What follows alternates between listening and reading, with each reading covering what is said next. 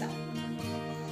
Di video kali ini Busur akan membahas, kita masih ada di bab sudut dan garis ya. Nah, di video kali ini Busur akan fokuskan untuk membahas tentang garis, baik itu kedudukan garis maupun garis-garis sejajar dan sudut-sudut yang dibentuk pada garis sejajar yang dipotong oleh sebuah garis. Nah, untuk lebih jelasnya, yuk kita simak penjelasan dari Busur. Oke, pertama kita akan membahas tentang kedudukan dua garis. Yang pertama, ada yang disebut dengan garis sejajar. Jika kalian perhatikan pada gambar berikut ini, jika garis K dan L pada gambar diperpanjang, maka kedua garis tersebut tidak akan bertemu atau berpotongan, dan jaraknya selalu tetap atau sama. Demikian juga untuk garis M dan N. Jika kedua garis tersebut diperpanjang, maka tidak akan bertemu atau berpotongan, dan jaraknya selalu tetap. Nah, pasangan-pasangan seperti yang ditunjukkan pada gambar tersebutlah yang merupakan pasangan garis yang sejajar. Artinya begini, jika garis M mau kalian perpanjang sampai ke Malaysia, atau garis N mau kalian perpanjang sampai ke Singapura, tetap tidak akan ada perpotongannya ya. Nah, jadi dua garis dikatakan sejajar jika garis-garis tersebut diperpanjang tidak akan berpotongan, jarak kedua garis tersebut tetap, serta kedua garis berada pada satu bidang. Itu keharusan ya. Selanjutnya adalah garis berpotongan. Jika diketahui gambar seperti tampak di layar kalian ya. Nah, dua buah garis yang berpotongan mempunyai satu titik potong. Pada gambar, garis P dan garis Q berpotongan di titik A. Sedangkan garis A dan garis B berpotongan di satu titik, yaitu titik B. Nah, seperti itulah yang dimaksud dengan garis berpotongan. Berikutnya ada yang disebut dengan garis berimpit. Di sini pada gambar yang Ibu tunjukkan ada garis C yang berimpit dengan garis D. Begitupun garis E yang berimpit dengan garis F. Nah, dua garis dikatakan berimpit itu jika terletak pada satu garis lurus yang disebut kolinear. Garis-garis yang berimpit merupakan beberapa garis yang terletak pada satu garis lurus, sehingga dari beberapa garis tersebut hanya terlihat satu garis saja, ya. Terakhir, ada yang disebut dengan garis bersilangan. Dua garis dikatakan bersilangan apabila kedua garis tersebut terletak pada bidang yang berbeda, dan ketika diperpanjang tidak akan pernah berpotongan. Jika kalian perhatikan gambar, di situ ada garis H dan juga garis G, yang keduanya berada pada bidang yang berbeda. Garis H berada pada bidang V, sedangkan garis G berada pada bidang W. Jadi, kalau kalian perpanjang garis G atau kalian perpanjang juga garis H, mereka tidak akan pernah berpotongan. Maka garis H dan garis G ini disebut dengan garis saling bersilangan. Sekarang kita akan bahas tentang garis-garis sejajar. Seperti yang telah Busur jelaskan sebelumnya, bahwa dua buah garis dikatakan sejajar apabila terletak pada satu bidang, dan juga ketika diperpanjang keduanya tidak akan memiliki titik potong. Nah, ada sebuah teorema yang mengatakan bahwa jika sebuah garis memotong salah satu dari dua garis yang sejajar, maka garis itu akan memotong garis yang kedua. Jadi, kalau Busur gambarkan, ada sebuah garis yang berwarna biru ya di gambar. Ketika dia memotong garis N, maka otomatis dia juga akan memotong garis M. Ya. Nah, di sini yang akan kita bahas adalah jika kalian perhatikan ada sudut-sudut yang dibentuk oleh garis yang memotong dua buah garis yang sejajar seperti yang tampak pada gambar. Nah, sudut-sudut inilah yang akan kita bahas berikutnya. Oke. Nah, sekarang kita akan bahas sudut-sudut yang terbentuk jika dua garis sejajar dipotong garis lain ya, seperti tampak pada gambar ini. Ada sudut-sudut yang dibentuk. Pertama, ada yang disebut dengan sudut sehadap. Yang mana sajakah sudut sehadap itu? Yaitu sudut A1 sehadap dengan sudut B5.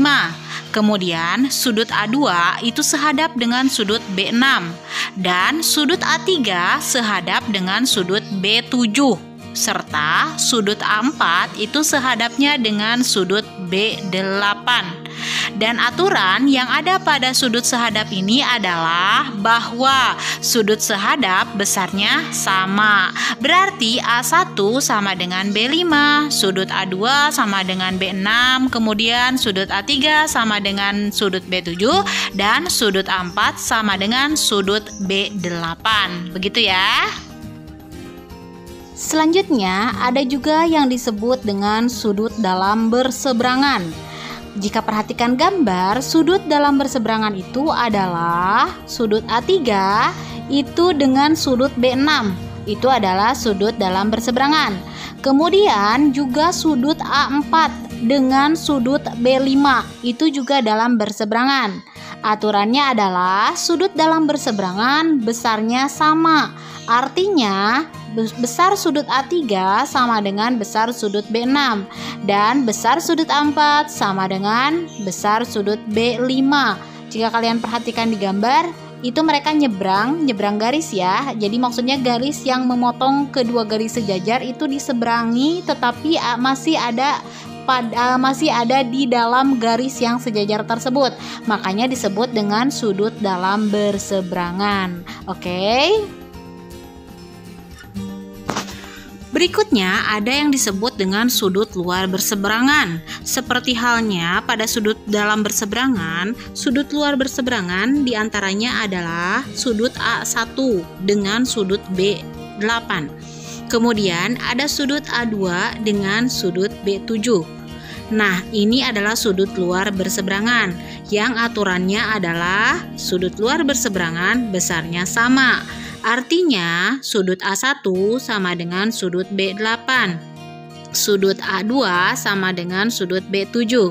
Jika kalian perhatikan, kedua sudut tersebut itu menyeberangi garis yang memotong garis yang sejajar, tetapi berseberangannya keluar garis. Maka itu disebut dengan sudut luar berseberangan.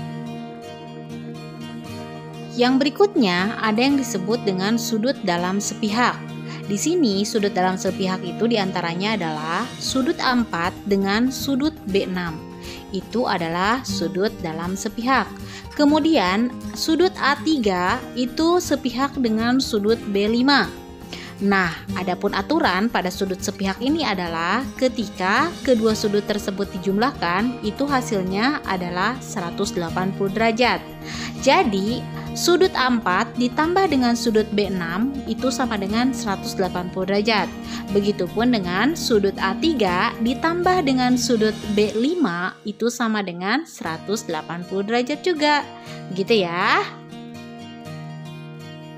Dan yang terakhir ada juga yang disebut dengan sudut luar sepihak. Sama halnya dengan sudut dalam sepihak, ini berarti sudut luar sepihak itu berada di luar garis yang sejajar dua-duanya ya. Berarti sudut A1 itu sepihak dengan sudut B7. Kemudian sudut A2 itu sepihaknya dengan B8. Nah, aturannya itu adalah sudut luar sepihak besarnya ketika dijumlahkan hasilnya harus sama dengan 180 derajat. Sehingga sudut A1 ditambah sudut B7 sama dengan 180 derajat dan sudut A2 ditambah sudut B8 itu sama dengan 180 derajat juga ya. Untuk memudahkan kalian, berikut Bu Sur akan berikan beberapa contoh alias contoh soal. Contoh yang pertama, diketahui ada dua buah garis sejajar, yakni garis P sejajar dengan garis Q ya. Nah, yang ditanyakan adalah besar sudut A adalah berdasarkan gambar yang diketahui. Jika kalian perhatikan di situ, sudut A dan sudut B itu sama besarnya. Kenapa? Karena berdasarkan yang sudah Busur jelaskan itu adalah sudut dalam berseberangan, sehingga besarnya sama. Jadi 5x dikurangi 10 itu sama dengan 3x ditambah 20. Setelah ini kita aljabar ya, seperti biasa. Kita kumpulkan yang punya x dengan yang punya x dan yang tidak punya dengan yang tidak punya. Berarti kedua ruas kita kurangkan dengan 3x, maka ruas sebelah kiri menjadi 5x dikurangi dengan 3x. Lalu kedua ruas ditambah dengan 10, maka kedua ruas sebelah kanan menjadi 20 ditambah dengan 10. Sehingga 5x dikurangi 3x menghasilkan 2x dan 20 ditambah 10 menghasilkan 30. Jadi untuk mencari x-nya kita tinggal bagi kedua ruas dengan 2 ya, berarti kita menghasilkan x-nya sama dengan 30 dibagi 2 adalah 15. Apakah sudah selesai? Tentu saja belum ya, karena yang ditanyakannya itu adalah besar sudut A. Jadi kita substitusi lagi berdasarkan gambar bahwa sudut A itu besarnya adalah 5x dikurangi 10. Berarti kita substitusi nilai x-nya sama dengan 15. Jadi 5 dikali dengan 15 dikurangi dengan 10. Berarti 75 dikurangi dengan 10. Maka hasilnya sudut A besarnya itu adalah 65 derajat. Paham ya sampai sini?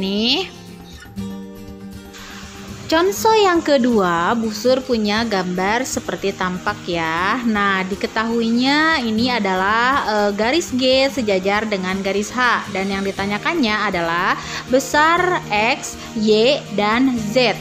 Nah, untuk menjawab soal ini, pertama-tama untuk mencari sudut X, besar X maksudnya ya. Nah, kita bisa melihat yang sudut 80 derajat. Ini kalau kalian perhatikan, ini adalah sudut bertolak belakang seperti yang sudah Busur jelaskan di video sebelumnya, bahwa sudut bertolak belakang itu adalah besarnya sama, sehingga 4x itu sama dengan 80 derajat.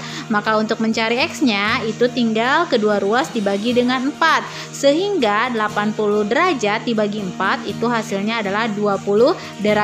Itulah nilai x-nya.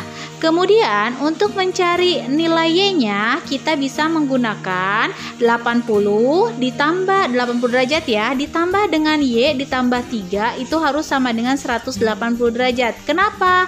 Karena ini merupakan sudut luar sepihak. Jadi dijumlahkan hasilnya harus sama dengan 180 derajat. Kemudian kita aljabar ya. Jadi kita kurangi kedua ruas dengan 80 derajat, sehingga ruas sebelah kiri sisanya y ditambah 3, kemudian ruas sebelah kanan 180 dikurangi dengan 80. Sehingga ruas di sebelah kanan akan menghasilkan 100 derajat. Jadi nilai y-nya itu berarti kedua ruas tinggal dikurangi dengan 3 ya. Maka menghasilkan y-nya sama dengan 97 derajat.